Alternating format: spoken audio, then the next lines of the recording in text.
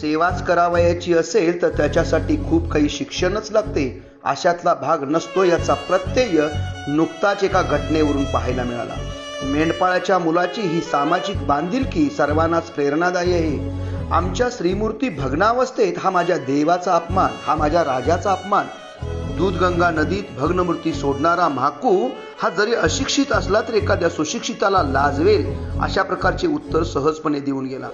दूधगंगा नदीच्या काठाला गणेश मूर्ती विसर्जनानंतर नदीची पाणी पातळीत घट झाल्यामुळे अनेक स्त्रीमूर्ती या भग्न अवस्थेत नदीच्या काठाला पडलेल्या दिसून आल्या. जे दृश्य बघितल्यानंतर ज्या गणरायाची आपण तब्बल 7 ते 8 दिवस मनोभावी पूजा केली, त्या गणरायाची अवस्था म्हणजे आमच्या देवाचा अपमान अशी भावना नदीकाठाला शेळ्या मेंढ्या चालणाऱ्या म्हाकूची झाली.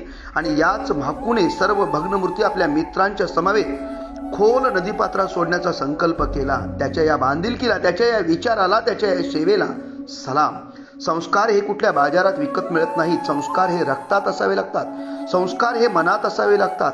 अशीच अवस्था ज्याने शाळेची कधीही पायरी चढली नाही, कधीही पूजा अर्चा स्तोत्र आरती याचा लवलेशही त्याच्या मनामध्ये नसेल, अशा म्हाकू शेळ्या मेंढ्या चारायला जाणारा नेहमीप्रमाणे तो नदीच्या काठाला शेळ्या चारत होता.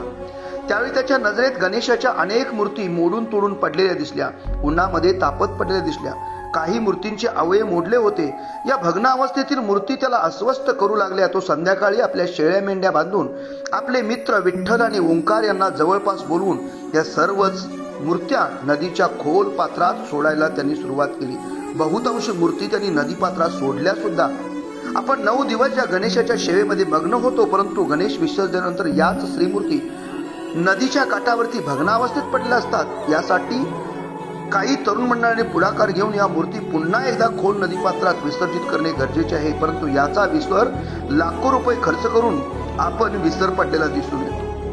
आता मात्र खरंच आपल्या या म्हाकूच्या कार्याबद्दल बोलणं, विचार करणं गरजेचं आहे. एकीकडे तरुण पिढी बिघडत चाललेली आहे असा सर्रास समज या समाजामध्ये निर्माण झालेला असताना शेळ्या मेंढ्या चालणारा एका धनगराचा मुलगा अर्थात म्हाकू कोळेकर यांनी आपल्या मित्रांची मदत घेऊन जे कार्य केले ते मात्र सर्वांच्यासाठी प्रेरणादायी आणि कौतुकास्पद आहे. आता पाहू त्याचा कोण आणि अभिनंदन आणि कौतुक करतं. जनमत न्यूजसाठी नितीन धनवडेसह राज कोळेकर.